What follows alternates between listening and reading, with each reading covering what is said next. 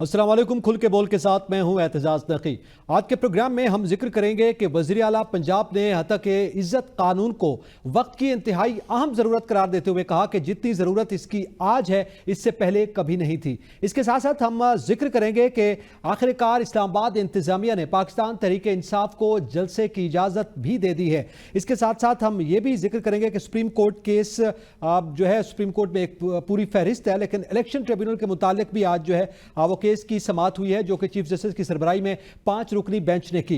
Panelist में हमारे साथ मौजूद हैं जावेद शहजाद, वसीम मलिक, परवेज सदेला, सलमान अनीस और उमर दराज गोंदल। मैं अपने तमाम पैनलिस्ट को वेलकम करता हूं और सबसे पहले जावेद शहजाद आपसे जानना चाहता हूं, वज़ीर आला पंजाब का वो बयान यकीनन आपने भी सुना और देखा है कि वो कहती हैं कि हतक इज्जत के कानून की जितनी आज ज़रूरत है इससे पहले कभी नहीं थी। आप क्या समझते हैं कि इस वक्त इस कदर इनके खिलाफ आवाज़ें बढ़ चुकी हैं कि उनको इस कानून की ज़रूरत जो है वो बहुत ही ज़्यादा महसूस हो रही है? देखें, फर्स्ट ऑफ ऑल तो मैं आपको ये बताऊं कि इस कानून की जितनी ज़रूरत थी ये उतनी ज़रूरत नहीं थी जितना इन्होंने बढ़ा चढ़ा के इस अपनी ज़रूरत के मुताबिक ये करें। ये मीडिया के ऊपर दरअसल ये पाबंदी लगाने की कोशिश है और मीडिया को दबाने की ये कोशिश है। कानून तो पहले भी मौजूद था, असल इशू है कानून पर अमल दरामद किसने करवाना है। कानून पर अमल दरामद कराने की जिम्मेदारी पंजाब गवर्नमेंट की है या फेडरल गवर्नमेंट की है, लेकिन अमल दरामद कानून के ऊपर हो नहीं रहा और नए से नए कवानीन ला के दरअसल मीडिया को साइडलाइन करने की कोशिश की जा रही है, और ताकि मीडिया भी बिल्कुल खामोश हो जाए और आगे जो इस तरह की सूरत हाल चली आ रही है, ताकि उस सूरत हाल से हुकूमत बचना चाह रही है और उस सूरत हाल से बचने के लिए इस तरह के कवानीन ला के दरअसल मीडिया को खौफ ज़्यादा किया जा रहा है। और खौफ और दहशत की फ़ज़ा में पंजाब गवर्नमेंट ये चाहती है कि मीडिया को दबा के रखा जाए, मीडिया जो हक की आवाज़ है, आवाम की आवाज़ है, उसको आगे ना पहुंचाए और उनके मीडिया को दबाने की कोशिश है। जी, मीडिया को दबाने की कोशिश है। वसीम मलिक, आप क्या समझते हैं कि जाहिर है ये कहा गया कि मुल्क में इस वक्त जो है सहाफत के हवाले से, सहाफत ये पेशा है, उसका काम है सवाल करना। अगर एक मुंतखब अवामी नुमाइंदे से एक सहाफ़ी सवाल नहीं कर सकता तो फिर क्या सूरत हाल होगी? फिर ये काहे का पेशा और काहे की सहाफत? ये मामला हमें सिर्फ पंजाब की हद तक नहीं देखना चाहिए। मैं ये समझता हूँ कि ये कोई पहली मर्तबा भी नहीं हो रहा, इससे पहले माजी की हुकूमतें भी करती आई हैं। मगर इस वक्त जो हमारे मुल्क में मौजूदा डॉक्ट्राइन नाफिज है, उसमें कोई मीडिया को शैतानी अमल, कोई वबा करार देता है। कभी हम फिर देखते हैं कि कोई एक वाल के हवाले से बातें की जाने लगी हैं। मगर अब ये जो पंजाब में हतक इज्जत का कानून आया है, ये माजी में भी हमने देखा कि यही जो मरियम नवाज शरीफ साहबा की हुकूमत है, ये जब पाकिस्तान तहरीक इंसाफ की दौरे हुकूमत में एक पीका का जो कानून था, तो यही वही लोग थे जो पार्लियामान में बैठकर सहाफियों के साथ उस वक्त एहतजाज किया करते थे, धरने दिया करते थे और मीडिया की आज़ादी के अलमबरदार बना करते थे। मगर जब फिर अपनी हुकूमत आई और इस हुकूमत को जिस तरह अब बिठाया गया और फिर चलाया गया, तो मैं ये समझता हूँ कि बिल्कुल वो दुरुस्त कह रही है, वक्त की जरूरत तो है, मगर फिर ये मुल्क पाकिस्तान है, आप भी जानते हैं, साइकिल ने फिर रिवर्स होना है और फिर यही लोगों ने और इन्होंने आकर बताना है कि उस वक्त वो मजबूर थे, फिर इन्हें मीडिया की जरूरत भी पड़ेगी, फिर ये आएंगे भी सही और ये फिर माफिया भी मांगेंगे, फिर सूरत हाल रिवर्स हो जाएगी। अच्छा परवेज सदेला, आपके नजदीक ज़ाहिर है हतक इज्जत कानून की इस वक्त क्यों जरूरत है? क्या इससे पहले कानून मौजूद नहीं है? अब पैमरा अथॉरिटी भी मौजूद है, दीगर रेगुलेटरी अथॉरिटीज भी मौजूद है। पहले तो बहुत शुक्रिया। अब मैं एक तो माजरत चाहता हूँ कि कुछ मेहमानों की वजह से मुझे जरा मैं आपको वीडियो कॉल पे ज्वाइन नहीं कर सकता। देखें, कोई बात, इत्तेजाज क्या प्रॉब्लम है आपको इस कानून से? आपको, मुझे, मैं एक व्लॉगर भी हूँ, एक प्रोग्राम भी करता हूँ, सवाल भी करता हूँ, और मुझे इससे क्या तकलीफ हो सकती है अगर मैं कोई गलत काम करूँ, कोई गलत ट्वीट करूँ, मैं किसी के बारे में ये लिखूँ कि आर्मी चीफ जो है, या अपने जो थंबनेल को लगाऊं कि आर्मी चीफ ने रात को अंधेरे में इमरान खान से मुलाकात कर ली, तमाम मामला तय पा गए हैं, चीफ जस्टिस ने अपनी गाड़ी भेज दी है इमरान खान को जेल से छुड़वाने के लिए, हाजिर करने के लिए। क्या ये वो तमाम चीजें या हकीकतें हैं जो मेरे और आप जैसे बहुत सारे दोस्त और साथी सुबह से लेके शाम तक लगे होते हैं? फिर आपने किसी पर कोई भी इल्जाम लगा दिया, कोई भी इल्जाम लगा दिया, आपको किसी जगह पे कोई चैलेंज नहीं कर सकता। जिस जगह पे मैं बैठा हूँ, यूरोप में आपने देखा है, हमारे एक लीडिंग चैनल है, मैं नाम नहीं लेता क्योंकि जाहिर इंटरनेट मीडिया बैठे हैं, तो एक नाम लेता, उस चैनल को कम से कम वो बंद हुए 7 साल हो गए हैं। किस वजह से? झूठी खबर देने पे, झूठे इल्जाम लगाने पे। वो चैनल कम से कम 10 लोगों को जुर्माने की, हर्जाने की रकम अदा कर चुका है। किस लिए? क्योंकि वहां पर एक कानून मौजूद है कि आप किसी का नाम लेकर किसी के बारे में कोई ऐसी खबर, कोई ऐसी चीज नहीं कर सकते। तो जहां तक सच की बात है, जहां तक सवाल की बात है, किसने मना किया है? कौन कह रहा है कोई सवाल नहीं कर सकता? अगर पंजाब हुकूमत ने ये बहादुराना स्टेप लिया है तो मेरे ख्याल में वफाकी गवर्नमेंट को भी लेना चाहिए। नीरज साहब, सवाल ये है कि क्या हुकूमत पहले से कानून मौजूद नहीं है? बुनियादी सवाल तो ये है, इसकी जरूरत इसलिए पड़ रही है। मैं कह रहा हूं कि पहले वाले कानून के अंदर कुछ चीजें अपडेट की गई है ना। अब देखें, एक वक्त था जब सिर्फ खाली प्रिंट मीडिया होता था, तो तमाम कवानीन किसके लिए होते थे? प्रिंट मीडिया के। और फिर जब मेन स्ट्रीम मीडिया आ गया, टीवी चैनल आ गए, तो क्या कानून को अपडेट नहीं करना पड़ेगा? अभी आपका डिजिटल मीडिया आ गया, तो क्या आप प्रिंट मीडिया का डिजिटल पे तलाक कर सकते हैं? नहीं। जब साथ साथ आपकी चीजें अपडेट हो रही हैं, साथ साथ नई चीजें आ रही हैं, तो आपके कानून में भी तब्दीलियां कानून साजी हो रही है। ठीक है, कुछ कानून साजी हो रही है, इसमें घबराने वाली कौन सी बात है? घबराने वाली कोई बात नहीं है। लेकिन सलमान अनीस, आप क्या समझते हैं, एक तासुर जो है वो सामने आ रहा है, इस किस्म के जो कवानीन लाए जा रहे हैं और उस पर बाकायदा तौर पर जोर भी दिया जा रहा है, उसे वक्त की अहम जरूरत करार दिया जा रहा है कि अगर उनकी जाती तशहीर हो तो ठीक है, अगर उनके खिलाफ आवाजें उठ रही हैं तो उसको दबाया जाए। और जैसे गुज़िश्ता अदवार में भी हमने देखा, इस दौर में भी यही कोशिश की जा रही है पंजाब हुकूमत की जानिब से। ऐसा नहीं है। देखें, मैं आज जो है ना, आप अभी जितने सारे लोग बहस कर रहे हैं, ये है जी वो कानून 7 दस्तावेज़ात लेके आया हूँ ताकि कोई गलती, कोई कमी बेशी ना रह जाए। मुझे बताएं, इसमें आपकी आवाज़ कहाँ दबाई जा रही है? कहाँ लिखा है कानून के अंदर कि आप सच नहीं बोल सकते या आपको सवाल करने की इजाज़त नहीं है?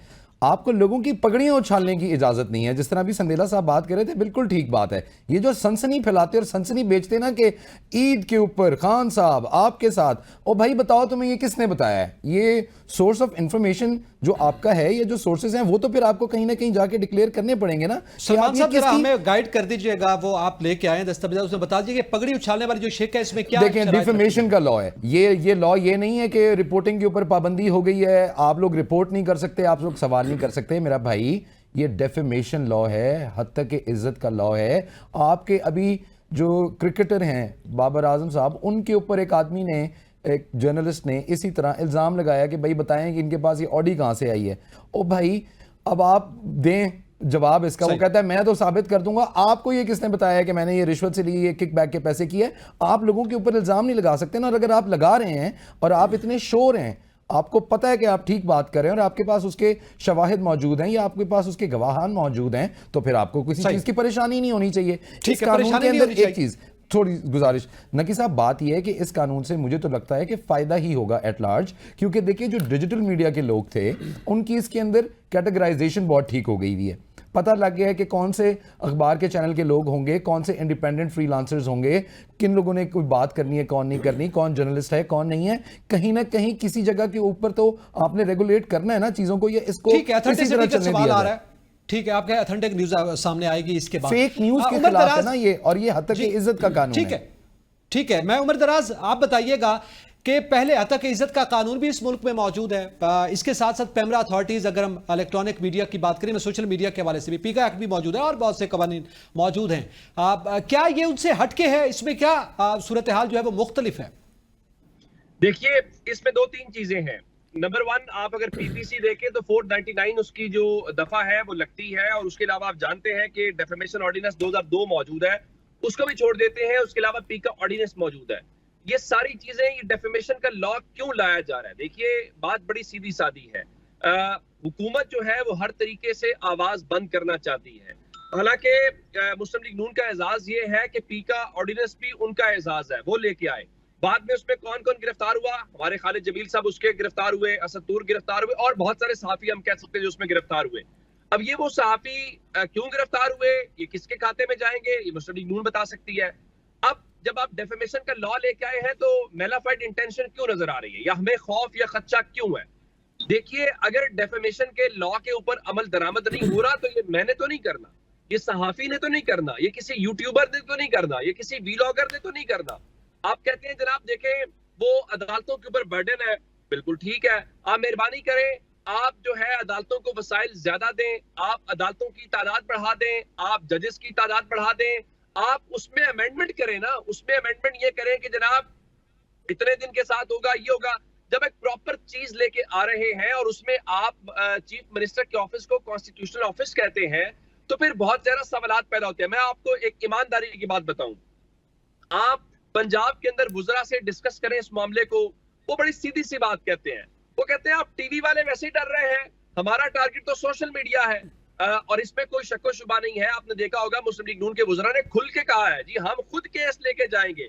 बात सिर्फ इतनी है कि आप इन चीजों के ऊपर, इन चीजों से हुकूमतों की कोई मकबूलियत नहीं बढ़ जाती, हुकूमतों की कोई कारकर्दगी बेहतर नहीं हो जाती। आप जरूर लेजिस्लेशन करें, मैं इसके खिलाफ मैं ये नहीं कह रहा। देखें, तनकीद में और तज़हीक में फर्क है। हम सब बैठे हैं, आप मेरे मुखालिफ हो सकते हैं, मेरे से 1000 बार तनकीद करें, लेकिन मैं अपनी तज़हीक भी बर्दाश्त नहीं करूंगा और मैं आपकी तज़हीक करना भी बर्दाश्त नहीं करूंगा। और मैं ये नहीं, और उस पर कवानीन भी मौजूद है, ठीक है, तज़हीक के हवाले से कवानीन भी मौजूद है, ठीक है।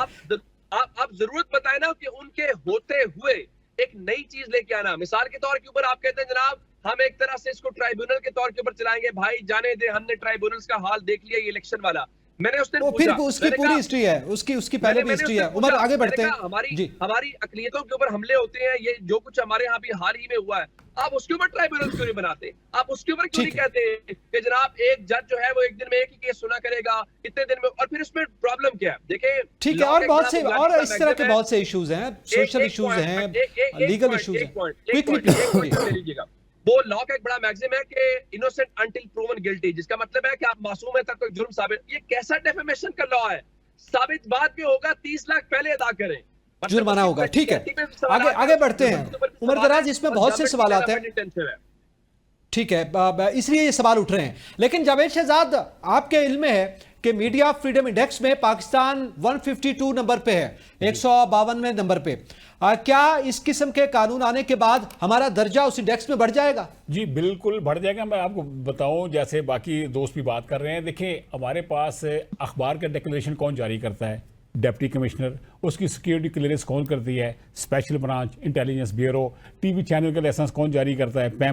पैमरा जब लाइसेंस जारी करता है उसकी पहले सिक्योरिटी क्लियरेंस कौन करता है? असल में फिर उसी मुद्दे पे आऊँगा कि हमारे पास कवानीन मौजूद हैं, इसके ऊपर अमल दरामद का जो फेलियर है वो हुकूमत तस्लीम करने से इनकारी है। ये कैसे मुमकिन है कि इस वक्त ऐसी कोई गलत खबर छप जाए और डिप्टी कमिश्नर के पास इख्तियार है कि वो उस अखबार का डिक्लेरेशन कैंसिल कर सकता है, उसके जो प्रिंटर पब्लिशर है उसके खिलाफ एक्शन ले सकता है, गिरफ्तार करवा सकता है। इसी तरह के कवानीन पैमरा के भी हैं जब वो टीवी चैनल का लाइसेंस जारी होता है, रूल ऑफ बिजनेस है और सिक्योरिटी क्लियरेंस है, बहुत सारी चीज़ें उसमें लिखी हुई हैं।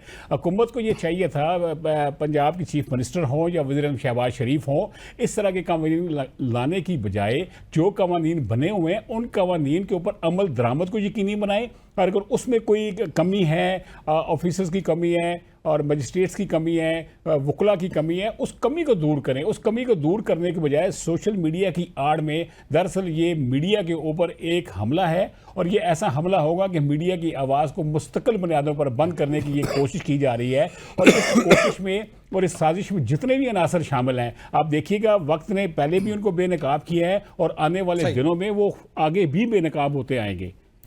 और दूसरा, वो खुद ब खुद वैसे जी। और दूसरा जो आपने पॉइंट जिक्र किया 152, तो इससे 152 से कई दर्जे आगे चला जाएगा। इस वक्त भी जो मीडिया की सूरत हाल है, मीडिया के साथ जो हो रहा है, और प्रैक्टिकल आके ग्राउंड रियलिटी को सामने रखें, ज़मीनी हक़ाइक़ को सामने रखें, और मीडिया जो पब्लिक की आवाज़ है, आवाम के जो पल्स है वो सामने लाता है, आवाम की आवाज़ को कौम के सामने भी लाते हैं। हुक्मरान जो अब बर्दाश्त करने की पोजीशन में नहीं है। मैं लास्ट आपको बताता चलूँ कि प्राइम मिनिस्टर शहबाज शरीफ की जो मीटिंग्स वगैरह भी हुई हैं उसमें भी ये चीज़ें हुई, APNS की मीटिंग हुई है, PBA की मीटिंग हुई है, उसमें भी प्राइम मिनिस्टर साहब से भी बातचीत हुई। तो प्राइम मिनिस्टर साहब तो खुद बेबस हैं, वो तो कहते हैं जी मैं मेरे तो बस में ही कुछ नहीं है। और अब मैं बताता चलूँ कि इस तरह की सिचुएशन में जिस तरह के हालात चल रहे हैं, ये जो निज़ाम जो है बिल्कुल हिला हुआ है। इसकी जावेद, बड़ी खबर दे रहे हैं आप कि वज़ीर आज़म खुद बेबस हैं। किसके सामने बेबस है? देखें, प्राइम मिनिस्टर, अब देखें, ये तो प्राइम मिनिस्टर को बताना पड़ेगा कि वो बेबसी और बेबसी का इजहार क्यों करते हैं। लेकिन जितनी भी जब से इलेक्शन के बाद प्राइम मिनिस्टर शहबाज शरीफ आए हैं, इनकी वो PDM वाले प्राइम मिनिस्टर नहीं नजर आ रही है। PDM वाली जो अपना उनकी बातचीत थी, फैसले थे, चीज़ें आगे बढ़ती थी, इस वक्त जो है वो इस वक्त की जो पोजीशन बिल्कुल उसके मुख्तलिफ नज़र आ रही है। प्रैक्टिकल भी और सरकारी इजलास जो होते हैं उसमें भी इसी तरह की फीलिंग सामने आ रही है। ठीक है, वसीम मलिक, आप क्या समझते हैं? Twitter, Facebook, social media platform जिस पर लोग खुलकर अपनी राय का इजहार करते हैं और उनको कोई अगर मसला हो वो मसला भी बताते हैं, और सिर्फ सियासतदानों से नहीं, हुकूमत से नहीं, ब्यूरोक्रेसी के हवाले से या जाती नौयत के जो मामलात हों वो उस पर अपनी फ्रस्ट्रेशन भी निकालते हैं। ज़ाहिर है लोगों की जिस वक्त सूरत हाल है, अगर ये बंद होती है तो उसका नतीजा क्या होगा? देखिए, अब हम जिस हद तक इज्जत के कानून की बात कर रहे हैं, इसमें बुनियादी तौर पर तो दो बड़ी बातें हैं। एक फेक न्यूज के हवाले से है और दूसरा डेफेमेशन के हवाले से कानून साजी जो है वो की गई है। मगर इस वक्त पंजाब में मरियम नवाज शरीफ साहिबा जो है वो चीफ मिनिस्टर के तौर पर किरदार अदा कर रही है। आप जरा सिंपल, आपने एक्स अकाउंट की बात की है, आप जरा एक्स अकाउंट उनका खोलिए और माजी की उनकी ट्वीट्स तो देखिए। अगर जिस रोज ये हद तक इज्जत का कानून जो है वो बिल्कुल अपने उस कॉन्टेक्स्ट में नाफिज उल अमल हो गया, तो यकीन जानिए कि इसका जो सबसे बड़ा निशाना है वो खुद बनती रहेंगी कि वो एक मखसूस सियासी जमात के हवाले से क्या कुछ नहीं कहती रही। मैं ज्यादा दूर नहीं जाता, ये अभी ईद कुर्बां गुजरी है और इस हवाले से पेशावर में आलाइशों के मुतालिक एक फैब्रिकेटेड एक ऐसी तस्वीर जो कि फोटोशॉप थी वो लगाई गई थी और मरियम नवाज शरीफ साहिबा की जानिब से उसे को ट्वीट किया गया और उसके बाद जब ये पता चला कि ये जो तस्वीर है वो झूठी है तो फिर वो डिलीट भी करना पड़ी। तो अगेन मैं वही कह रहा हूं कि जब कोई हुकूमत में होता है तो उस वक्त इख्तियारात का ऐसा नाजायज इस्तेमाल किया जाता है कि जुबानबंदी की जाती है और अपने ऊपर उठने वाली हर तनकीदी आवाज को बंद करने की कोशिश की जाती है। मगर जब दोबारा ये लोग अपोजिशन में आते हैं तो फिर ये अपनी मजबूरियां गिनवा रहे होते हैं। तो इस वक्त आप सिर्फ पंजाब को ना देखिए बल्कि इसे ग्रेटर पर्सपेक्टिव में हमारे पूरे पाकिस्तान का यही अलमिया है। आप किसी आईनी ओहदे पर बैठी किसी भी बड़ी शख्सियत का नाम ले लीजिए, तो जो सबसे बड़ा मसला उन्हें मीडिया से होगा या फिर सोशल मीडिया से होगा। ठीक है, ये एक बड़ा मामला है। परवेज इंदिरा साहब, ये जो तासुर है वो यही सामने आ रहा है कि 8 फरवरी के बाद या उससे पहले की जो सूरत हाल थी और उसके जो नताइज सामने आए हैं उस पे जो है वो इनको किसी हद तक खदशात हुए हैं और इसीलिए ये जो दीगर, जैसे आपने भी जिक्र किया, सोशल मीडिया प्लेटफॉर्म्स को दबाने की कोशिश की जा रही है। ये तासुर किस हद तक दुरुस्त है? और साथ मैंने जो सवाल जावेद साहब से भी किया था कि आलमी सतह पर हमारे ज़ाहिर इंडेक्स में हम वैसे 152 नंबर पे हैं मीडिया फ्रीडम इंडेक्स में, अब क्या सूरत हाल होगी, क्या तासुर जा रहा है? पहली बात तो यह कि दो चीजें, इससे जो अभी मेरे भाई ने बात की और इससे पहले जो बात की, इससे पहले वाले भाई ने बात ये की कि वजीर आज़म शहबाज शरीफ साहब बेबस है। आपने सवाल ये किया आगे से किसके सामने बेबस है, वो कह रहे हैं मुझे नहीं पता किसके सामने बेबस है, वो ये खबर कहा बेबस है। लेकिन उन्होंने सुन लेना सर, उन्होंने कहा कि मुझे नहीं पता, ये तो शहबाज शरीफ साहब ही बता सकते हैं बेबस कहाँ है। यहाँ पर ये शहबाज शरीफ साहब की बेबसी पर सवाल कर रहे हैं, खबर दे रहे हैं, लेकिन इनके पास खबर का कोई वो नहीं है कि ये किसने कहा, किसने बताया इनको, कहां से इनको खबर मिली कि वो बेबस है। इन्होंने कहा शहबाज शरीफ बता सकते हैं।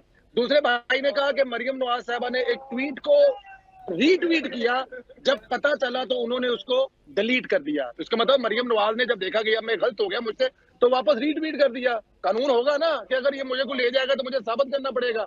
तो ये तो अच्छी बात है ना, इसमें प्रॉब्लम क्या है? दूसरी बात ये कि दुनिया हमारे बारे में क्या सोचेगी? भाई क्या हम दुनिया के बारे में क्या सोचते हैं? ये हमारा एक अपना मुल्क है ना, हम अपने मुल्क में अपने मुल्क की बेहतरी के लिए अगर कोई कवानीन लेके आते हैं, अपने सिस्टम की बेहतरी की कवानीन लेके आते हैं, बेशुतर महार है ना, जिसका जो दिल करे, जिसको जो दिल करे कह दे। कहाँ पे किसकी सहाफत को खतरा है? आप कौन सी सहाफत की बात खतरा कर रहे हैं? आप उस सहाफत की बात खतरा कर रहे हैं जब मलक रियाज को साथ बिठाकर और टॉप के सहाफी जो है वो इंटरव्यू कर रहे थे, उस सहाफत की बात कर रहे हैं। आप उस सहाफत की बात कर रहे हैं कि अगर आपके पसंदीदा हुकूमत आ गई तो आपने उसके जनाब पूरी दुनिया में झंडे लगा दिए, और अगर आपकी पसंदीदा नहीं हुई तो आप सुबह से लेकर शाम तक गालियां निकाल रहे हैं। कौन सी सहाफत की बात कर रहे हैं? अगर इससे सहाफत पाकिस्तान की गिरने जा रही है ना, तो खुदारा ये हो जाने दे। चले जी, अब आपने सवाल उठाए हैं, देखिए ना, खबर बेहतर होने जा रही, खबर बेहतर होने जा रही है, मतलब बेहतर लोग आने जा रहे हैं, तो क्या मसला है? मुझे और आपको इसमें क्या प्रॉब्लम हो सकता है? यही तो एक बुनियादी सवाल है। चले, आपने सवाल उठाया है अभी जावेद शहजाद साहब, मेरे ख्याल में उस पर आप खुद ही रिस्पॉन्ड कीजिएगा कि ये बेबसी की आपने खबर दी है मगर ये नहीं बताया कि क्यों है और पूरी बात नहीं बताई। तो ये परवेज सदरा साहब आप पे सवाल सदीला साहब, मैं आपको बताता चलूं कि मैं पीएम का बीट रिपोर्टर भी हूं और प्राइम मिनिस्टर के जितने इवेंट्स होते हैं, जो चीज़ें चलती हैं हमारे सामने होती हैं, और जो मैंने आपने मेरे ख्याल गौर से सुना नहीं, मैंने आपको रेफरेंस भी कोट अनकोट किया कि एक मिसाल दी थी कि एक हाल ही में एक मीटिंग हुई थी, पीबीए की मीटिंग थी, एपीएनएस की मीटिंग थी, और उसके अलावा भी मीटिंग्स हुई हैं। तो उसमें जो प्राइम मिनिस्टर साहब का जो वे ऑफ टॉकिंग है, वो उनकी जो बॉडी लैंग्वेज है, वो बेबसी का इजहार करती है। और मैं आपको बताता चलूँ कि जब से प्राइम मिनिस्टर आए हैं अब तक उन्होंने कोई प्रेस कॉन्फ्रेंस नहीं की है, कोई परफॉर्मेंस शो नहीं की है, मीडिया के सामने कोई कम्युनिकेशन नहीं हुई है और बिल्कुल बंद कमरों में इजलास हो रहे हैं, बंद कमरों में मामला चल रहे हैं। और उनके पास कुछ करने के लिए होता, जो कुछ किया हुआ होता, तो कम से कम मीडिया के सामने लाते, बताते जी हमने ये किया, हमने ये किया। और इस वक्त जो प्रैक्टिकल पोजीशन है, मैं मतलब अब मुझे नहीं पता सवेरा साहब कब मिले इससे शहबाज शरीफ साहब से, लेकिन मैं वफाक के अंदर बैठा हुआ हूँ। प्राइम मिनिस्टर साहब की जितनी मूवमेंट है, मिलना जुलना है, जिन लोगों से मिलते हैं, उसके बाद वो बाहर आके बताते हैं कि आज तो यार ये सिचुएशन थी, हमें तो लग ही नहीं रहा। पीडीएम वाले जो प्राइम मिनिस्टर थे वो तो बहुत ताकतवर थे, बड़े बाइख्तियार थे, बड़ी कमांड थी, बड़ी अथॉरिटी थी। लेकिन आज के जो प्राइम मिनिस्टर हैं शहबाज शरीफ, जो हालिया इलेक्शन के बाद वजूद में आए हैं, प्राइम मिनिस्टर बने हैं, उनकी वो कमांड, उनकी वो मजबूती और उनकी जो बाइख्तियार अथॉरिटी है वो महसूस नहीं की जा रही। अब अगर ये महसूस नहीं की जा रही, इसको बेबसी नहीं कहेंगे तो क्या कहेंगे आप? क्या हम इसको भी कहेंगे वो बहुत अच्छे जा रहे हैं? ये मेरे भाई जो है ना, ये वज़ीर आज़म साहब के बारे में कम बात कर रहे हैं, किसी यार दोस्त के बारे में ज्यादा बात कर रहे हैं कि वो हमसे बात नहीं कर रहा, हमें मिस कर रहे हैं, वो बोल नहीं रहा। देखिए प्राइम मिनिस्टर है, 3 महीने हुए हैं, मुल्क की हालत देखें, मुल्क की मईशत देखें, मुल्क के मसाइल देखें। नवाज शरीफ साहब के बारे में 2013 में यही कहा जाता था कि वो मुस्कुराते नहीं है, वो बात नहीं करते, उनका चेहरा सपाट है। उन्होंने कहा था जनाब मुस्कुराएंगे भी, चेहरा भी ठीक होगा, हमें कुछ कर लेने दें। अभी 2, 4, 6 महीने साल कितना टाइम दें आपको? कितना टाइम दें आपको सवेरा साहब? कितना टाइम लेंगे आप? अब आवाम में इतनी सख्त नहीं है बर्दाश्त करने की।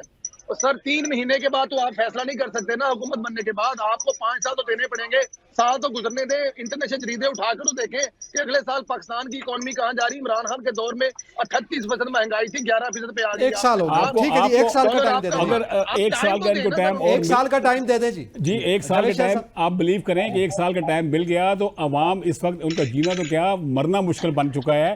प्रैक्टिकल बुनियादों पे अवाम सड़कों पे होंगे। और मैं आपको ये भी साथ साथ बताते चलूं कि आज हमारी अमीर जमात इस्लामी पाकिस्तान हाफिज नईमुर रहमान साहब से भी मुलाकात हुई है। 12 जुलाई को वो बहुत बड़ा धरना लेके डी चौक पहुंच रहे हैं और उनका कहना है कि जब तक ये अवाम के जो बिजली पानी गैस के जो मसाइल हैं ये हल नहीं होंगे तो जमात इस्लामी पूरे पाकिस्तान से अवाम को ला के डी चौक में खड़ा कर देगी। मैं आपको बताता चलूँ 96 का धरना काजी हुसैन अहमद साहब ने जो किया था, मैंने वो धरना कवर किया हुआ है और वो धरना ऐसे ही हालात के पेश नजर आया था।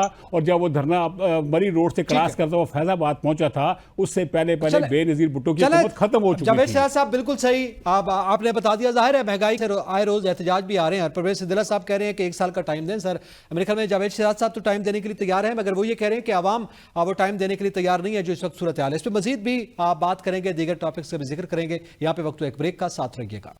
वेलकम बैक का आगे बढ़ते हैं और मैं सलमान अली साहब से जानना चाहता हूं आप क्या समझते हैं कि अगर सोशल मीडिया जो है कैथारसिस का भी एक जरिया है, लोग इस जिस सिचुएशन से गुजर रहे हैं वो जाहिर है फिर बात करते हैं। और मरियम नवाज साहब कहती है जिसके जो मुंह में आता है वो माइक पकड़ता है और बोलना शुरू कर देता है, तो वो कहां बोले? कौन सी ऐसी जगह है जहां एहतजाज करते हैं तो उनको डंडे मारे जाते हैं या उठा लिया जाता है, उनको वहां चुप कराया जाता है? सोशल मीडिया के हवाले से अभी आपने सुन लिया कि किस किस्म के कवानीन सामने आ रहे हैं।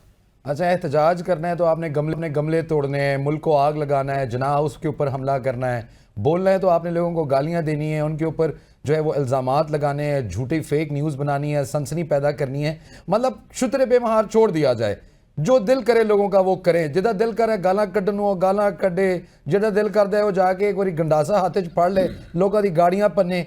ऐसे तो नहीं होता ना यार। ये कोई मुल्क है या ये क्या आप चलाना चाहते हैं? इसको कवानीन हैं, उनकी पाबंदी पासदारी तमाम जो इस मुल्क के शहरी हैं उनके ऊपर लाजिम है, होनी चाहिए।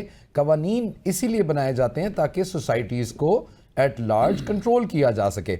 इसमें परेशान वो लोग हों जो गलत कर रहे हैं, परेशान वो लोग हों जो झूठ बोल रहे हैं, जो लोग सच बोल रहे हैं या सही सवाल उठा रहे हैं, कंस्ट्रक्टिव बात कर रहे हैं, उनके ऊपर आई एम 100% श्योर किसी किस्म की कोई पाबंदी नहीं होगी। एक हम चीज़ों से पहले वक्त से पहले डरना भी शुरू कर देते हैं ना। और दूसरी वही देखें जो अभी पहले उमर दराज साहब ने बात की थी, आप मेरी बात से इख्तलाफ कर सकते हैं नकी, मैं आपकी बात से इख्तलाफ कर सकता हूँ। इस प्रोग्राम का फॉर्मेट ही ये है, यहाँ पे मुख्तलिफ जो मकतबा हाई फिक्र के लोग हैं वो आते हैं, अपनी अपनी आरा, अपना फीडबैक, जो उनकी अपनी सोच है वो आप लोगों के साथ शेयर करते हैं। मुझे नहीं अभी तक पता लगा कि आपके इस प्रोग्राम के अंदर से कोई और जो पैनलिस्ट था उसको कोई उठा के ले गया और इस कानून के तहत या किसी के ऊपर कोई मुकदमा हुआ नहीं, इसलिए क्योंकि ये जो बातें हो रही हैं ये हम सबके अपने ज़ाती पर्सनल ओपिनियंस हैं। जब हम इसमें फैक्ट्स ऐड करेंगे जब हम कोई बात बड़े वसूख के साथ कहेंगे कि 2 दिन के बाद खान साहब बाहर आ रहे हैं, तो फिर साबित करना पड़ा है कि कदों आ रहे हैं, और अगर वो नहीं आए तो क्यों नहीं आए, क्योंकि आपने तो कहा था। और कुछ तो हमारे दोस्त हैं, मैं अब क्या बात आपको कहूँ, नकी इतना पक्का मुंह बना के प्रोग्राम शुरू करने से पहले, अपनी वीलॉग से पहले जो है ना, वो बिस्मिल्लाह पढ़ेंगे, आयतें पढ़ेंगे, ये करेंगे, कसमें खाएंगे, वो करेंगे, और उसके बाद पता लगता है कि सारी सनसनी फैला रहे हैं, झूठ बोल रहे हैं। तो उनको ना पकड़ें, उनसे सवाल भी ना करें कि यार तू गल की सी हुण आगे दस ना इहदा की होया। मतलब आपने एक खबर दी है, वो सच से साबित नहीं हुई, तो मैं आपसे पूछूं भी ना, ठीक है, आप कहीं तो जाके कोई रेगुलेशन तो होगा ना मेरा भाई। खबर यकीनन सवाल तो यही है ना कि रेगुलेशंस तो मौजूद है ना सलमान साहब, देखें रेगुलेशंस मौजूद है। पीका एक्ट में सोशल मीडिया का मुझे बताएं डिजिटल मीडिया के ऊपर कौन सा कानून मौजूद है? अभी जावेद शहजाद साहब सामने बैठे हुए कहते हैं डीसी का जो है ना वो उसको पता होता है, आपको अखबार रजिस्टर कराते हैं, उसके अंडर वो सारी चीजें चल रही होती हैं। तो भाई वो प्रिंट का अखबार चल रहा होता है ना, इलेक्ट्रॉनिक मीडिया है पीबीए के थ्रू जिसको, या पेमरा के थ्रू जिसको आप रेगुलेट कर सकते हैं। डिजिटल मीडिया कौन सी अथॉरिटी बनाई हुई है पीका एक्ट है सर। सर सुन एक minute please, don't confuse the two things. Sir पीका एक्ट है, आपके सारे कवानीन हैं, डिजिटल मीडिया को कैटेगराइज करके डिफेमेशन का लॉ बनाया है ताकि आप झूठ ना बोलें, ताकि आप सनसनी ना फैलाएं, ताकि आप फेक न्यूज ना दें। आप ये 3 काम ना करें, ये कानून आपको कुछ नहीं कहता, नहीं काटेगा। मैं जमानत देता हूं, मैं केस लड़ूंगा उन लोगों को जिनको बिला वजह पकड़ा जाएगा। ठीक है, यही पॉइंट ऑफ व्यू आ गया। बनाते हैं। बिल्कुल ठीक है। उमर, आप समझते हैं कि किस किस्म की परेशानी है सहाफियों को? उनको तो कुछ नहीं होना, सोशल मीडिया पे भी बात करें कुछ नहीं होना इस कानून से। तो जो सच बोले, भी सोशल मीडिया पे बात कर रहे हैं, जो सच बोलते हैं उनको तो कोई परेशानी नहीं होनी चाहिए। तो फिर काहे के खदशात है, और फिर क्यों इतनी अहम जरूरत पेश आ रही है इस वक्त? इससे पहले नहीं बोला जाता था कि जो मैं बता देता हूं ये बातें कहना बड़ा आइडियल है कि जनाब देखें ना आपके फैक्ट से क्या मसला है। आप बताइए ना कि खालिद जमील ने क्या फेक न्यूज दी थी, खालिद जमील साहब ने क्या झूठ बोला था, मुझे आप खालिद जमील साहब ने सजाए मौत देती है, उन्होंने पीका एक्ट के तहत फड़िया है, ऐसी साबित हो गया कि कुछ नहीं था। He is working with us perfectly fine. मेरे ख्याल है कल आपके साथ प्रोग्राम में बैठे हुए थे। हुजूर सुन लेना जरा, मेरी बात सुन ले जरा, सब्र तहम्मुल से, मैं बिल्कुल तसल्ली करा दूंगा। अब गुजारिश सिर्फ ये है कि उनके खिलाफ अगर गलत मुकदमा था या सब कुछ गलत किया, एक सहाफी को आपने पेनलाइज किया, किसने माफी मांगी, क्या कॉम्पनसेशन है? चलें आगे चलते हैं। मुझे बताइए असद तूर ने क्या झूठ बोला है, बताएं। क्या असद तूर ने सच भी नहीं ना बताया, वो बता नहीं रहे थे कि उनको क्यों उठाया गया था इस्लामाबाद के अपार्टमेंट्स के अंदर से और किसके कहने के ऊपर करवाया गया था, और वो कौन से मैसेजेस थे जो उन्होंने एक प्रोग्राम की एंकर को किए थे जिसके पीछे बंदे आए थे उनको चुपने के लिए। फिर बोले पूरा सच। उमर भाई ना ऐसी बातें करें, आधा सच नहीं बोलना आपने। पॉइंट उनकी बात तो मुकम्मल होने दें। उमर तूर आपने उसको नेशनल इशू का मसला बना दिया और कुड़िया नु छेड़दा सी होगो। सारे तमाशे, ये किरदार कुशी, ये बड़ी पुरानी बातें हैं। अभी उनको हाल ही में अगर आपको देखें, ये मेरे ख्याल में सलमान भाई इल्जाम नहीं प्रूवन है, मुझे बताएं, मुझे भाइयों का या किसी के मैसेजेस का ना बताएं। आगे चलते हैं। इमरान रियाज के खिलाफ कौन सा मुकदमा आपकी रियासत ने, आपकी हुकूमत ने अभी तक साबित किया है? क्या तो इमरान रियाज साहब कौन सी जेल के अंदर हैं, कौन सी सजा भुगत रहे हैं?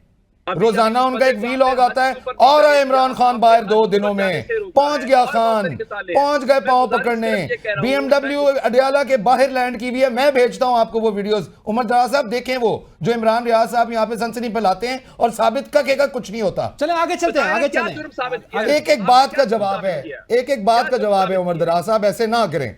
क्या जुर्म साबित किया आपने उसके खिलाफ? तो वो बाहर है ना, जुर्म नहीं साबित हुआ तो वो बाहर है, जुर्म साबित हो जाता तो वो अंदर होते। जैसे हसन नासी साहब हैं, जैसे यास्मीन राशिद साहब हैं, जैसे इमरान खान साहब हैं, उनके खिलाफ कॉन्क्रीट सबूत है तो वो अंदर हैं, पिकनिक मनाने नहीं गए हुए। Believe me. मुझे बताइए, मैं कह रहा हूं कि इमरान रियाज के खिलाफ क्या आपने साबित किया? पाकिस्तान के अंदर है तो सर वो पाकिस्तान में मेरा ये और ख्याल उनके है ऊपर लिटिगेशन ऑनगोइंग है। प्लीज मेरे ख्याल में हम 1 to 1 देखें, किसी का 1 on 1 ना हम करें। 1 to देखें, इंडिविजुअल केसेस की बात नहीं हो रही इस कानून के तहत। अभी तो ये कानून जाहिर है अब लागू होगा ना। मुझे इसका मामला तो उससे भी पहले का खान साहब कोई था रोजाना मुकदमा होना चाहिए जिस किस्म की खबरें वो देते हैं। He should face a litigation and defamation suit every day। Salman भाई प्लीज बात पूरी होने दे उमर की, फिर आगे बढ़ते हैं जी। मैं उसका सयाको सबाक की बता रहा हूँ, ये सारे वाकयात बताते हैं। मैं सिर्फ नून लीग की हुकूमत का मसला नहीं बयान कर रहा, कि तहरीक इंसाफ हो, पीपल्स पार्टी हो, सब इन सब का मसला है। इक्तदार में आके ये नाजुक मिजाज हो जाते हैं, ये चाहते हैं सहाफी इनकी मर्जी के मुताबिक उठक बैठक करें। अगर आप ये कहते हैं सबसे ज्यादा जो झूठ है वो तो हुक्मरान बोलते हैं, वो हमें रोजाना एक मामले के ऊपर बात करते हैं, अगले दिन उससे डिनाई कर देते हैं, फिर वो कह देते हैं जनाब ये तो सियासी वादा था, ये तो जनाब उस इंतखाबात की बात थी, तो उनके ऊपर तो आप नहीं करते, और सबसे ज्यादा उनको लायबल बनाया ना जनाब, उसके ऊपर भी आप नहीं जाते। लेकिन सहाफी आपका टारगेट क्यों है और सोशल मीडिया टारगेट क्यों है? मैं आपको उसकी मिसाल देना चाहता हूँ। उसकी मिसाल सिर्फ ये है कि पाकिस्तान की सोसाइटी की डायनामिक्स तब्दील हुई है। 8 फरवरी को जो कुछ हुआ है, अब ये उसको अगले मुस्तकबिल के किसी भी सानहे से रोकने के लिए सारा कुछ कर रहे हैं। लेकिन मैं इनको एक बात सिर्फ गुजारिश करना चाहता हूं, अगर आप ग्राउंड रियलिटीज को नहीं मानना चाहते, आप बदलते वक्त के साथ, इर्तका के साथ अपने आप को नहीं बदलना चाहते, तो जमाने का तगय्युर या तब्दीली नहीं रुकेगी, आप पीछे रह जाएंगे। यही 8 फरवरी को आपके साथ हुआ है। आप पाकिस्तान के लोगों की राय को, उनकी जबान को, मैं सिर्फ सहाफियों की बात नहीं कर रहा, दुनिया के अंदर डेफेमेशन होती के लॉस भी होते हैं, सब कुछ होता है। ये भाई आपकी जान के ऊपर क्या बन गई है, इसलिए कि आप सोशल मीडिया के ऊपर आपका बयानिया नहीं बन रहा, इसलिए आप कहते हैं जनाब सोशल मीडिया। भाई आपने सरकारी टीवी के ऊपर क्या झूठ नहीं फैलाया, हुकूमत की सरपरस्ती में नहीं फैलाया। मैं कुछ और नहीं बोलना चाहता, क्या किया आपने, ना करे ना। अब आप सिर्फ ये कहते हैं कि आप सिर्फ झूठ वो फैलाएंगे जो हम चाहते हैं, जो आपको फायदा देता है। बाकी अगर आप सच भी बोलेंगे तो हम आपको नहीं बोलने देंगे, क्यों? हमें उसका नुकसान होता है। ये नहीं हो पाएगा। इस सोसाइटी बहुत आगे चली गई है, आप पीछे रह गए हैं। मैं एक जुमला कह के अपनी बात मुकम्मल करना चाहता हूँ। पाकिस्तान के अंदर रियासत, हुकूमत और कुछ फैसला साज आज भी 1924 के अंदर हैं, लेकिन पाकिस्तान की सोसाइटी 2024 के अंदर है। आप नहीं कबूल करना चाहते, न करें। ठीक है, कबूल करना होगा जी, वक्त की तब्दीली को ज़ाहिर कबूल करना होगा, उसके साथ ही आगे बढ़ना होगा। आप सूरत हाल इसमें है, लेकिन मैं अब थोड़ा आगे बढ़ते हैं। मैं जावेद शहजाद साहब आपसे जानना चाहता हूं, ये बताइएगा, चले एक खबर बेहतर भी है, पीटीआई के लिए अच्छी है कि इस्लामाबाद इंतजामिया ने, वो कहते हैं ना करते आखिर हाँ कर दी और उनको जलसे की इजाज़त दे दी है इस्लामाबाद की जानिब से, और ज़ाहिर अदालती फैसले की बुनियाद पर यह दी गई है। तो आप क्या समझते हैं कि ये सिर्फ अदालत की, जो पहले अदालत को भी ये शिकवा था कि इंतजामिया जो है उनके इम्प्लीमेंटेशन नहीं कर रही ऑर्डर्स को, अब ये समझ आ गया इंतजामिया को वो ऑर्डर ओबे कर रही है? जी बिल्कुल। देखें, इस वक्त की जो इस्लामाबाद की इंतजामिया की जो सूरत हाल है, डिप्टी कमिश्नर इस्लामाबाद और chief commissioner Islamabad contempt of court अपने ज़िम्मे लेने की पोजीशन में नहीं है।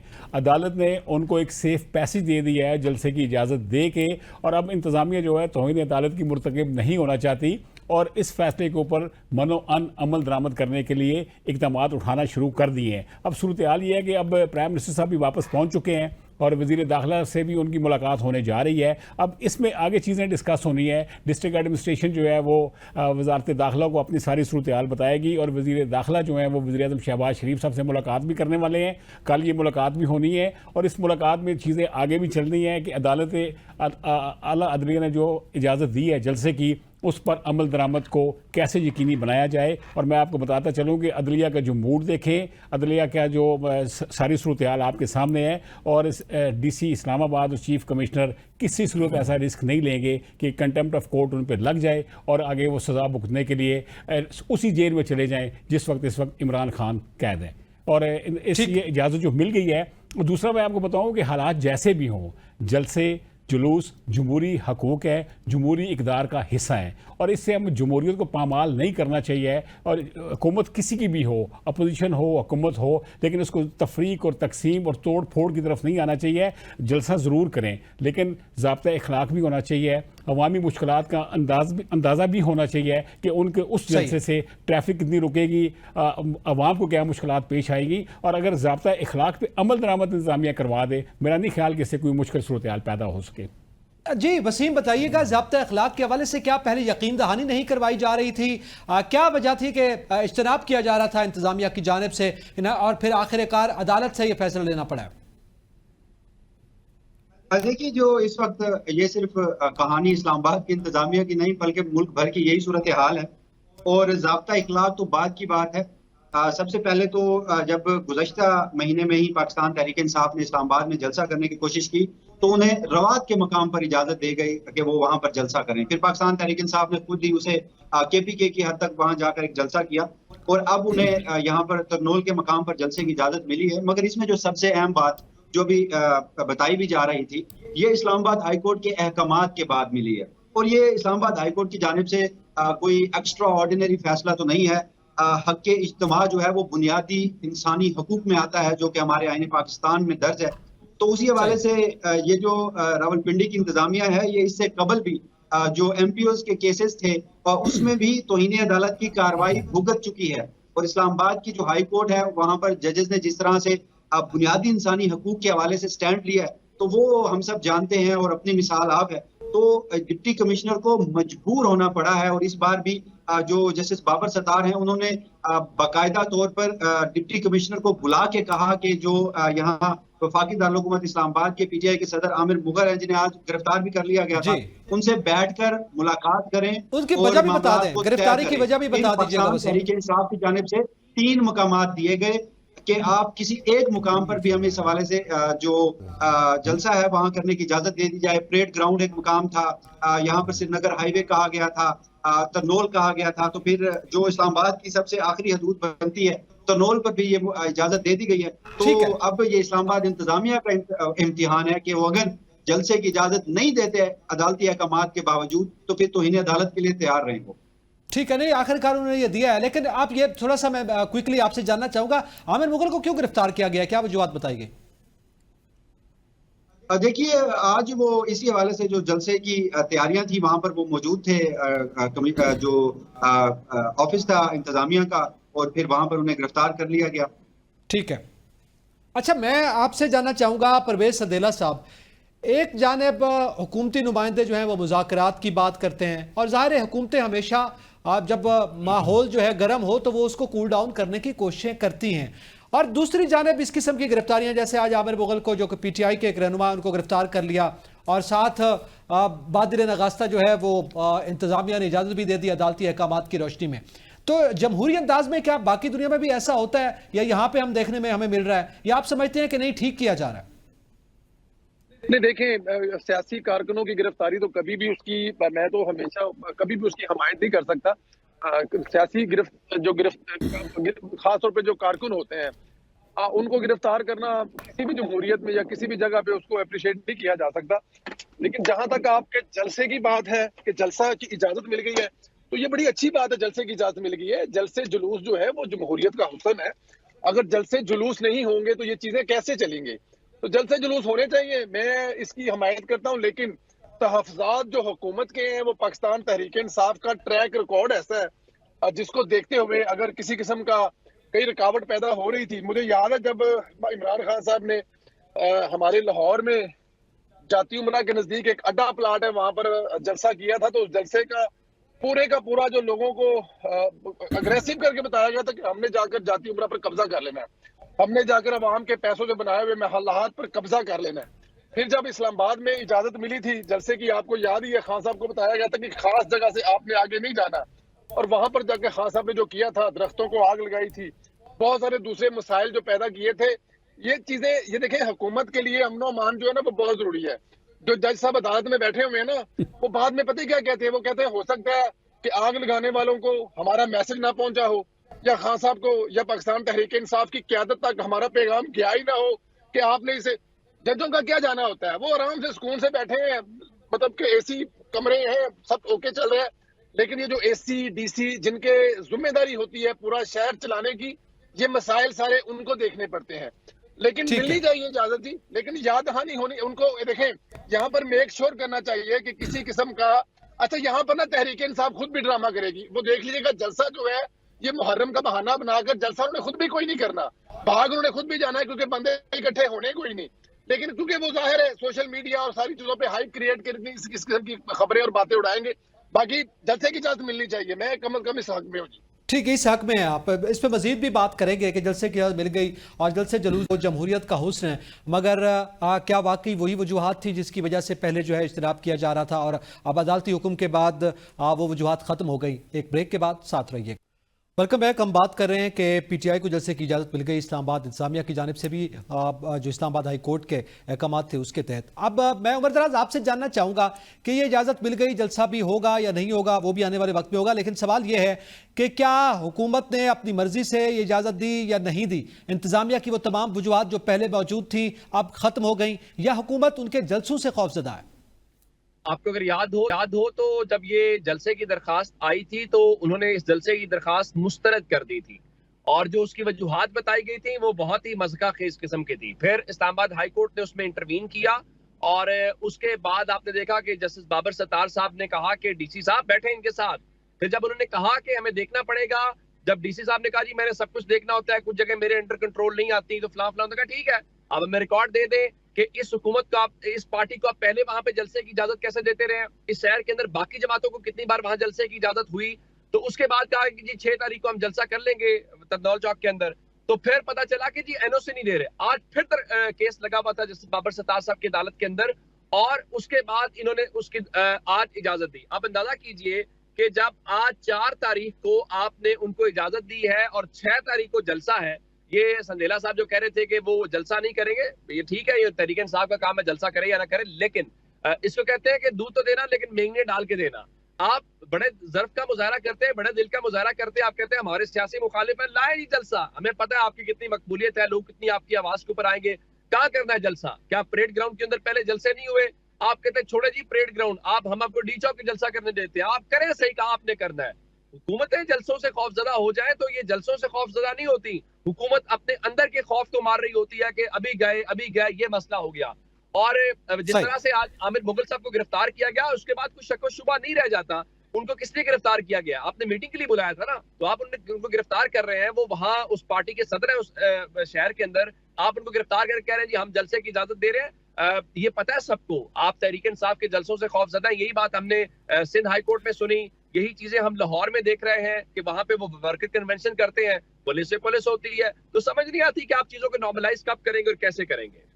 ठीक है, अब मैं सलमान आपसे जानना चाहता हूं, आपके नज़दीक एक तो ये जलसे की इजाज़त दे दी गई है, क्या वही वजूहत हैं जैसे परवेज सदेला साहब ने अभी बताया है कि पहले जाहिर है लोगों के अमन अमान का जो है नक्श पैदा होता है और यही बड़ी वजह थी इंतजामिया के आगे। और दूसरा, आज पीटीआई की क़यादत अडियाला जेल में बानी पीटीआई से मुलाकात के लिए गई है, उनको मुलाकात की इजाज़त नहीं दी गई, ये क्या है? एक जाने मुज़ाकरात की बात की जाती है, दूसरी जाने राना साहब बयान दे देते हैं नहीं जी और मुकदमे बनाएंगे, एक जानेब आप जलसे की इजाज़त देते हैं, दूसरी जानेब आप गिरफ्तारी डाल देते हैं, और इसी तरह उनके बानी से, मतलब वहाँ पर जेल में मुलाकात से क्या खौफ था? अच्छा, मुझे पहले ये बताएं कि क्या ये दोनों चीज़ें को रिलेटेड हैं, और आपको क्यों लगता है कि को रिलेटेड हैं? वो जेल के अंदर नहीं मिलने दिया, उसकी कोई और वजूहात होंगी। राना सना उन्होंने कहा कि और मुकदमे बनेंगे तो ज़ाहिर है उनके नॉलेज में कोई ना कोई बात होगी। जो ये बात देखें आप, हर चीज़ को ना उसके साथ लिंकअप किया करें। देखें अडियाला सुनसान है, अलग अलग बता दें, मैं अलग बता देता हूँ। अडियाला सुनसान है, कैदी परेशान है, जलसे की धरने की इजाज़त दे दी है, उनके यार दोस्त इसी बहाने वहाँ पे चले जाएंगे उनसे मिलने, आपको क्या प्रॉब्लम है? देखें, आपको क्या पता जलसा किस वजह से हो रहा है? हमारे तो पीटीआई के दोस्त गुमशुदा हैं, हम ढूंढ रहे हैं उन्हें, मिल ही नहीं रहे। इसी जलसे के बहाने, धरने के बहाने चलो कहीं सामने आएंगे, को नजर आएंगे, को पता लगेगा कि पीटीआई वाले थे कहाँ। और बड़ा टॉल क्लेम है कि जी हम हर हालात में करते हैं, आओ ना फिर गरीब करो जलसा, कोई टेंशन नहीं है। मुझे तो उमर भाई की बात के ऊपर हंसी आ रही थी कि शुक्र है पीएम हाउस के अंदर नहीं उन्होंने कहा कि हुकूमत बड़े दिल का मुजाहरा करे, प्राइम मिनिस्टर को चाहिए था वो कहते आओ मेरे घर के अंदर जलसा करो। वो एक करने वाली गल्ला ने, उमर साहब इतने सीनियर आप आदमी हैं, इतनी कैजुअल बातें आप कर देते हैं। अपनी बारी दसो ना की कहंदा सी, उन्हें धरने की इजाजत टीएलपी के साथ आप लोगों ने क्या किया? फिर गवर्नमेंट की पूरी इस्टेब्लिशमेंट की मशीनरी गई उस धरने को खत्म करने के लिए, अदालत में अभी तक केस लगा हुआ है। ये अपने हालात थे जिस ऑपोजिशन की आप बात कर रहे हैं, जब ये गवर्नमेंट में थे तो ये क्या कर रहे थे? तो ये ना किया करें, ऐसे ना किया करें, ऐसे ना लोगों को वो किया करें। ये जो जलसा है, ये जलसा कम प्रोफाइलिंग ज़्यादा होगी।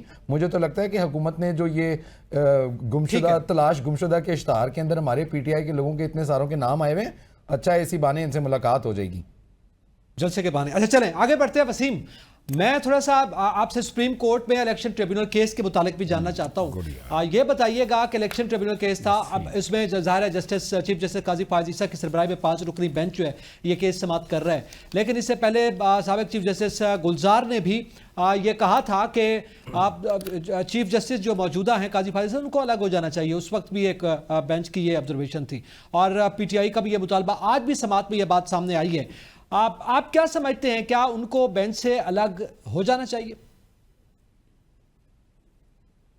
ये भी तो एक हकीकत है कि जो भी पाकिस्तान तहरीक इंसाफ से रिलेटेड मुकदमात हों या फिर बिलखसूस जो 8 फरवरी का इंतखाब गुजरा है, उसमें हम अगर देखें तो जितने भी बड़े और अहम तरीन मुकदमात आते हैं, चीफ जस्टिस काजी फायज़ ईसा उन मुकदमात को अपने बेंच में ही समाअत के लिए मुकर्रर करते हैं।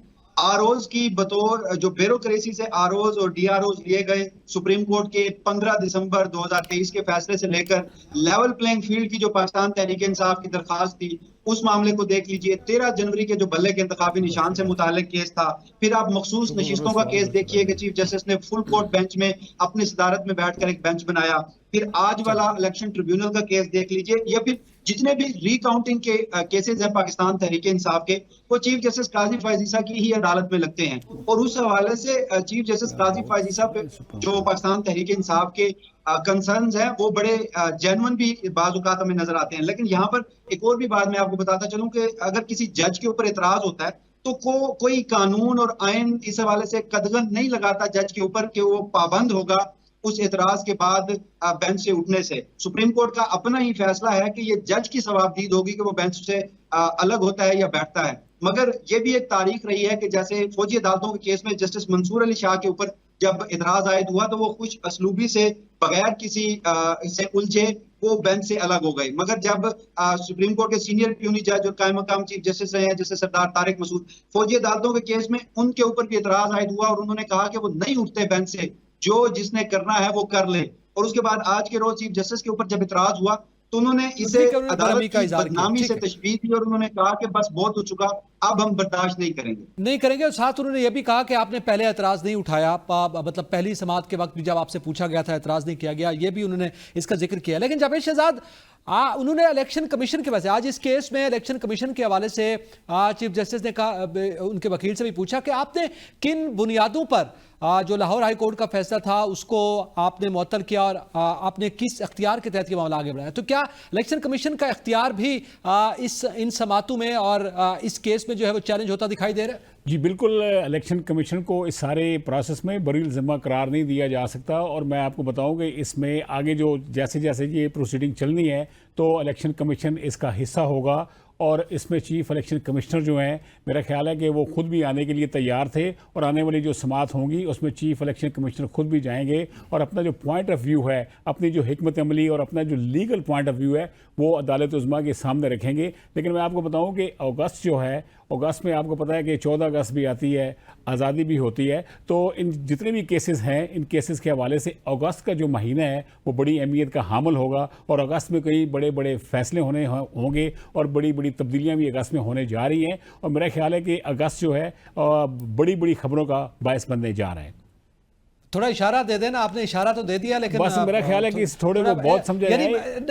ये एक छोटा सा सवाल करने देना, इजाजत दें। जावेद शाह साहब, ये बता दीजिएगा कि वो बड़ी बड़ी खबरें सियासी हैं या जो सियासी नौयत के केसेस हैं या इलेक्शन के केसेस हैं? देखिए, आप सियासी सूरत हाल को भी देख लें और आला अदलिया के हवाले से जो जिस तरह की सिचुएशन बनी हुई है, अगस्त में आप देखेंगे कि बहुत बड़े फैसले भी आने हैं, तारीख साज फैसले भी होने जा रहे हैं। और इस मरतबा जो है अगस्त जो है बड़ी अहमियत का साल बनने जा रहे हैं। अगस्त का जो महीना है, अगस्त बड़ी अहमियत का है, अगस्त बड़ी अहमियत का और इसी को कोर्ट अगस्त बड़ी अहमियत के हामिल तक महदूद रखा जाए तो वो मेरा ख्याल है बहुत ज्यादा बेटर होगा सर। और इसी तरह इसको लिखा और पढ़ा जाए। बल्कि इसी के साथ ही हम प्रोग्राम भी हमारा इख्तिताम को पहुंचा है, टाइम खत्म हो गया। जी जावेद शाह साहब का बिल्कुल पॉइंट ऑफ व्यू आ गया है। मैं दीगर गेस्ट से भी इस पर जरूर बात करता, लेकिन वक्त हमारे पास नहीं है। तमाम पैनलिस्ट का बहुत शुक्रिया, इजाजत दीजिए, अल्लाह हाफिज।